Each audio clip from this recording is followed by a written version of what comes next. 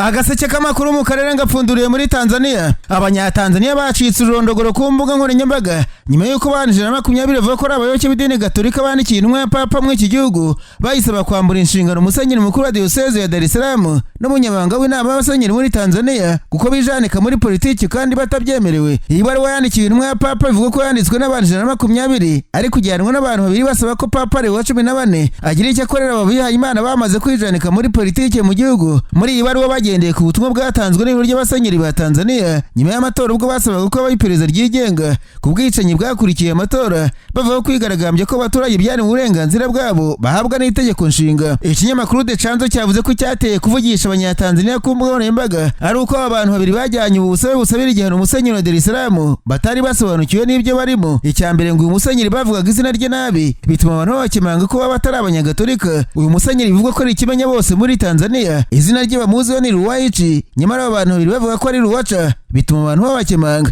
Iki kinyamakuru cyavuze ko abagore b'Abagatolika muri Tanzania iyo bari mu mirimo irebana n'idini bakunda kwambara ibitenge, ariko bandi bari bambaye uko bishakiye bituma abantu babona ko ari abatekamutwe bashaka kwimenyekanisha buririye kuri iri dini rifite abayoboke benshi ku isi. Aba bantu kandi ngo basobanurira ko bandikiye nyir'ubutungane Papa wa 16 aho kuba Papa Leon wa 14 nabyo ngo babajwe bavuze ko bishobora kuba ari abantu batazi neza Kiliziya Gatolika bashaka gutobera musenyeri mukuru batanamuzi. Mu kinyamakuru The Chanzo bavuze ko ikindi cyagaragaje ko abantu bandikiye intumwa ya Papa muri Tanzania basaba ko abanyedini bahagarike kwivanga muri politiki banaririmbaga indirimbo zitaririmbwa mu idini Gatolika wumvaga ari iz'abapanikoti, nabyo ngo byatumye bakemanga ubutumwa bagendeye ku ntumwa. Ubu butumwa bwageneye intumwa ya Papa bwajyanywe n'abantu babiri bagomba kubusobanura baherekejwe n'abandi bantu biganjemo abagore. Umugabo wasaga n'usobanukiwe neza ibya Gatolika yavuze ko ikibabaje cyatumye bandikira Papa ari uko ubwo musenyeri mukuru Ruwaichi yabonaga ko bamaganye ko Kiliziya iri kwijanika muri politiki y'igihugu yahagaze kuri aritari ahantu ubusanzwe hasanzwe hera havugirwa ijambo ry'Imana gusa agatuka abo bantu banditse basaba uburenganzira bwabo. Uyu musenyeri ngo yavuze ko ari abantu b'injiji, ibicucu n'ibigoryi, banashonje ndetse batindaye biha kwisumbukuruza bashaka gusoroma ibibasumba. Iri jambo ngo ryarabakorogoshoye bikomeye bituma basaba Papa kubarenganura. Uyu mugabo avuga ko abanyedini bakwiye kumenya ko idini ari ikintu kidakwiye gukoreshwa bari kuri batoteza banatera ubwoba abantu bose bagaragaje ko banenga ibyo rikora. Banibutsa abanyedini ba Kiliziya Gatolika ya Tanzania ko idini riba ridakwiye kuba igikoresho cy'amashyaka ya politiki. Uku kuba Kiliziya Gatolika ya Tanzania yaramaganye ubwicanyi bwakurikiye amatora mu kwezi kwa 10 k'umwaka ushize byanamaganwe n'abandi banyamadini. Banavuze ko Kiliziya Gatolika yifata nk'ishyaka rirwanya ubutegetsi, ndetse nk'abayisilamu bavuze ko Kiliziya yitandukanije na Perezida Suri Hasani bamuziza gusa ko ari umusilamukazi. Kiliziya Gatolika muri Tanzania ivuga ko abantu bashaka kwivanga mu byemezo ifata ari abagambiriye guca mu bice Kiliziya, ariko yavuze ko bene abo ngabo biyambika rozari mu ijosi kandi ari ibirura bakwiye kuyivamo kuyicamo ibice. Abanyapolitike muri Tanzania bavuze ko cyari igitero gikomeye gigabwe kuri Kiliziya Gatolika kandi ko kitagambiriye neza ahubwo bagamije guteranya Kiliziya na Isilamu. Abantu bakwiye gukanguka. Nararanganisha amaso ibinyamakuru byandikirwa muri Kongo Kinshasa. Abanyamakuru bakize amakaramu ku mapuro barandika maze ko abaturage bahuye n'urugomo rw'inyeshyamba za Mobondo bagaragaje umujinya mwinshi nyuma yo guhamagaza i Kinshasa Kapiteni Anthony Mwarushayi, umuvugizi w'akarere ka 11 ka gisirikare muri FARDC.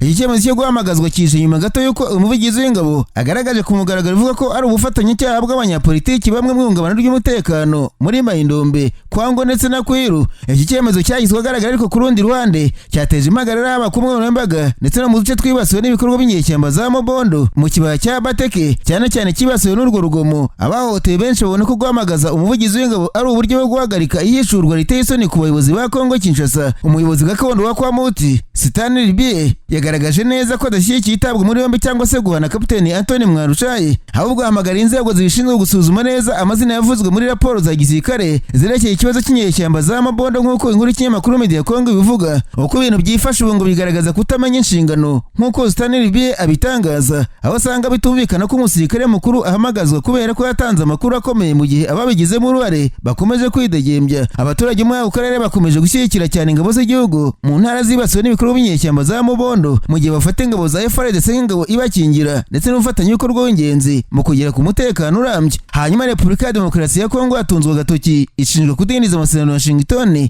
nyuma yo kunanirwa gusenya umutwe wa Genocide wa FDLR. Ni nyuma y'amezi 6 Kinshasa isinyira n'u Rwanda amasezerano y'amahoro yashyiriweho umukono wa Washington DC muri Leta Zunze Ubumwe za Amerika. Raporo y'ikigo cyitwa Barometre des Accords de Paix en Afrique gishinzwe gukurikirana ishyirwa mu bikorwa ry'ariya masezerano ivuga ko mu mezi 6 ashize hari intambwe zifatika mu bijyanye n'imikoranire n'inzego za leta zatewe, ariko kandi hakaba hakiri imbogamizi zikomeye mu gushyira mu bikorwa amasezerano bitewe n'uko nta ntambwe igaragara iraterwa ku ngamba z'umutekano z'ingenzi kurusha izindi, nk'uko bigaragara mu nyandiko zashyizwe hanze kuwa mbere. Gukomeza kw'imirwano hagati y'ingabo za leta ya Kongo n'umutwe wa M23 kimwe n'urukererwa mu gushyira mu bikorwa ingingo zijyanye no gusenya FDLR no gukuraho ingamba z'ubwirinzi zafashwe n'u Rwanda bishobora guhungabanya icyizere n'ubwizerwe bw'iyo nzira y'amahoro. Raporo ya kiriya kigo yasabye Kinshasa kwihutisha bidatinze ishyirwa mu bikorwa bihuriyeho bigamije guca intege no gusenya FDLR mu bufatanye bwa hafi n'urwego ruhuriye rwo kubikurikirana. GSCM ivuga ko mu gusenya uriya mutwe agomba gusigasirwa byimazeyo kandi nta kugenza gake umutekano wa civile mu turere twose bireba, gusuzuma mu rwego gahunda yo gusenya FDLR uruhare rwemewe rwa MONUSCO hibandwa cyane ku bice bibamo abasirikare ba FDLR, ariko bikaba bigenzurwa M23. Ku bwa barometero inzira ifite ishingiro hashingiwe ku nshingano nshya za MONUSCO ziyemera gusenya imitwe yitwaje intwaro itari iya leta, by'umwihariko binyuze mu kohereza burigade yayo ishinzwe gutabara aho rukomeye ishobora gukora yonyine cyangwa se ifatanyije n'ingabo za FARDC.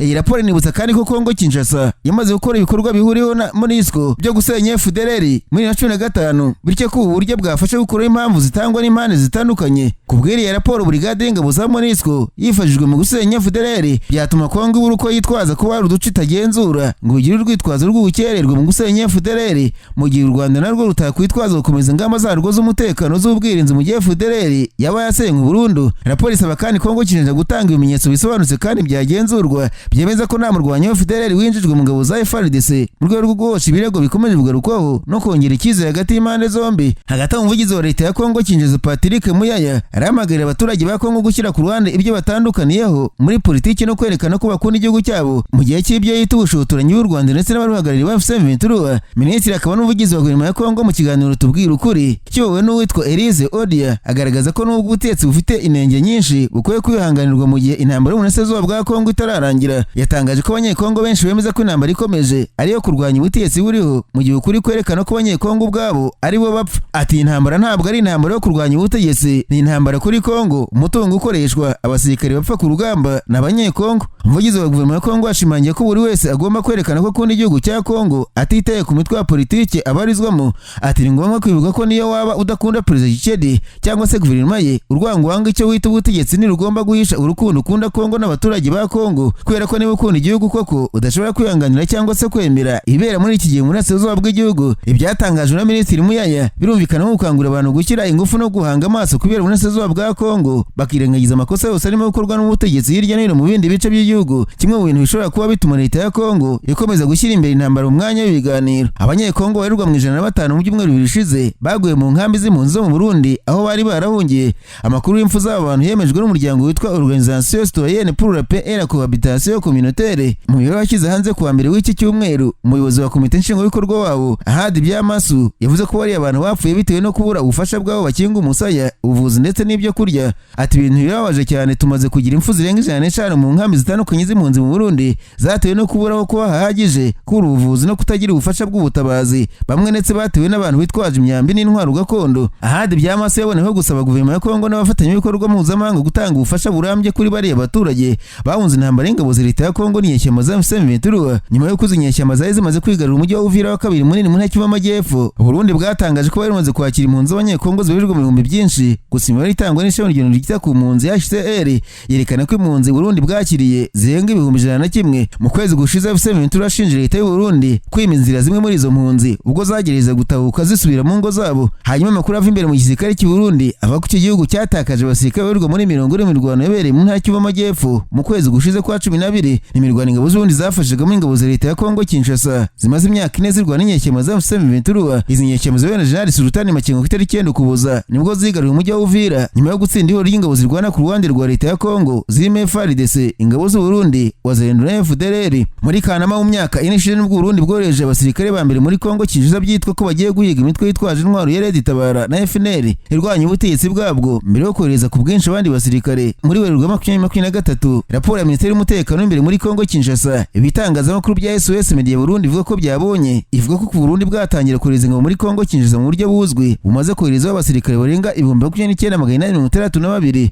SOS Media Burundi yavuze ko muri izo ngabo hari nyinshi muri zo ziciwe mu mirwano zageze yangana n'umusenyi mu bishwe hari harimo ofisiye babiri barimo majoro na koloneli. Iki gitangazamakuru cyavuze ko mu kwezi gushize honyine hari abasirikare barirwa muri 40 bishwe mu gihe barirwa mu ijana ari bamaze kumenyekana ko bakomeretse bajyana kuvurirwa mu Bujumbura. Ane makuru yavuze ko ari abofisiye bo mu ngabo z'Uburundi bishwe barimo nka Lieutenant Colonel Manirakiza Patrice na Lieutenant Colonel Minana Atanazi, bombi bari babiye ingabo z'Uburundi zari ku rugamba. Bivugwa kandi ko kugeza ubu hari abasirikare b'Abarundi barirwa mu gihumbi bari irengero ubwo bari bahanganye na FC23 mu mirwano yari mu kibaya cya Rusizi. Kugeza ubunyandiko ya Minisiteri y'Umutekano ya Kongo yerekana ko Uburundi bumaze gucyura abasirikare babwo babarirwa mu 1972, bivuze ko ubu hafite abarirwa mu 10,000. Amakuru ko Uburundi bugifite ingabo muri Kongo Kinshasa aherutse kwemezwa n'umuryango mukuru w'ishyaka CNDD-FDD ku butegetsi Reverien Kuriyo mu kiganiro itangazamakuru mu mpera z'icyumweru gishize. Agaseke k'amakuru mu karere ngafunikire muri Uganda, abanyamakuru bakoze ba muri no barandika banziko Leta z'Ubumwe za Amerika zakize ingwate ya miliyoni hagati ya 18 na 50 z'amashiringi ya Uganda ku munya-Uganda wese ushaka kujya muri iki gihugu by'igihe gito. Ikinyamakuru Daily Monitor cyo muri Uganda cyavuze ko bashaka viza y'igihe gito bashyiriweho amadolari ya Amerika kuva ku 5 kugeza kuri 15, kandi gahunda ikazatangira gukurikizwa tariki ya 21 z'ukwezi kwa mbere. Abasesenguzi bavuze ko bizagira ingaruka ku baturage ba Kampala bashaka kujya muri Amerika, ariko bikanazana gatotsi mu mubano w'ibihugu byombi. Ubusanzwe viza ya Amerika ku banya-Uganda ntirenzaga amadolari 60, bivuze ko igiciro gishya cyo kubanza gutanga ingwate gisumbye kure cyane amafaranga umunya-Uganda yinjiza ku mwaka wose, kuko impuzandengo y'ibyo umuturage yinjiza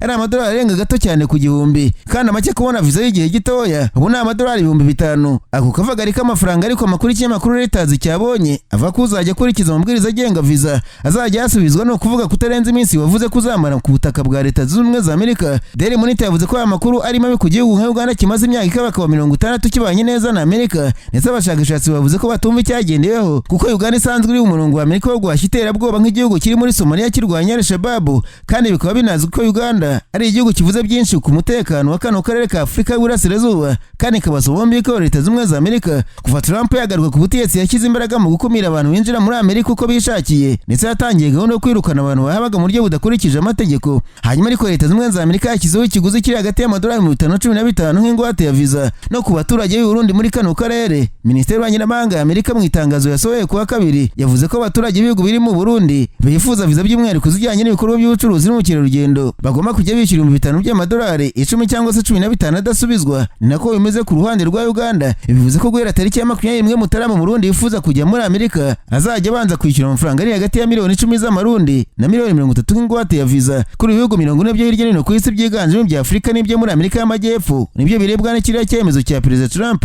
Ingwate Amerika yashyizeho n'isimbura ikiguzi cya viza cyari gisanzweho, yemwe n'isobanuye ko wayitanze wese azaba yemerewe kubona viza. Uwatanze iyi ngwate kandi azayashyirirwaho n'andi mabwiriza akakaye. Amerika cyakora yateganyije ko watanze ingwate uzajya uva muri Amerika ku munsi wa nyuma w'igihe azaba yahawe, cyangwa se mbere yaho ingwate izajya ihagarikwa kanasubizwa amafaranga ye. Icyakora uzajya arenza igihe yawe cyangwa se niweriza amabwiriza yerekeye urwego rushinzwe binjira n'abasohoka, ingwate izajya ifatirwa burundu. Ibindi bihugu bya Afurika birebwa na kiriya cyemezo birimo Tanzania, Nigeria, Zambia, Zimbabwe n'ibindi.